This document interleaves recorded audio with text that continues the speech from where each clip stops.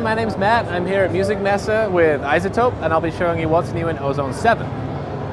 So I'm using the Ozone 7 mastering standalone application here. It's both a standalone application and plugins you could use in any DAW that you would like. But really the main focus of Ozone 7 was vintage, and I'll show you what I mean. So we have 4 brand new modules: a vintage tape, a vintage EQ, a vintage compressor, and a vintage limiter.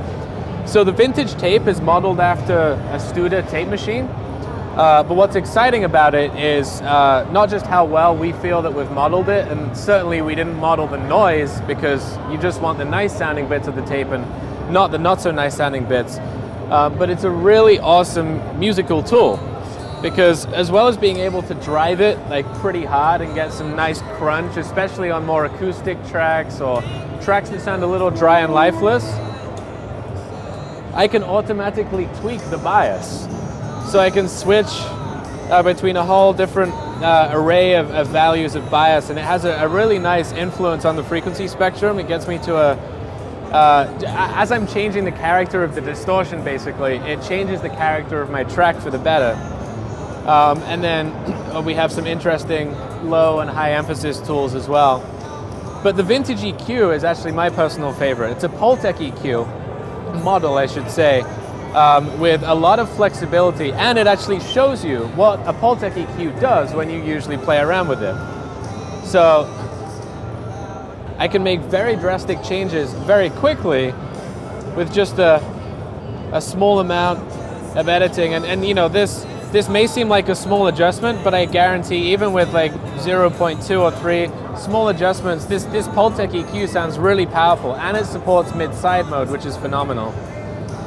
And then we also have both a vintage compressor and a vintage limiter, and both of them bring that sort of, the release time is a little slower, a little bit more pumpy. It adds the characteristic glue, and it sounds really nice on a whole wide variety of tracks. And sometimes I even put the vintage limiter before the digital limiter because it just tames the transients, warms them up.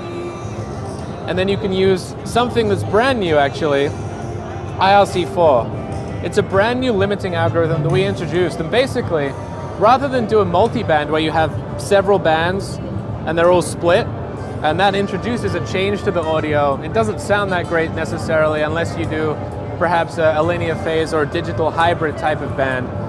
IRC4 looks across the whole frequency spectrum, and it's almost the idea of a dynamic EQ with a limiter. It's actually taming different parts of the frequency spectrum that it think may hit the limiter a little differently. So it's actually more powerful and more transparent than multiband. So there's a lot of modern tools in Ozone. There's obviously a lot of now vintage tools in Ozone. We're really proud of it. And if you want to try it out, I would definitely recommend that you go to iZotope.com and download the demo of Ozone 7 and then try the new tools today.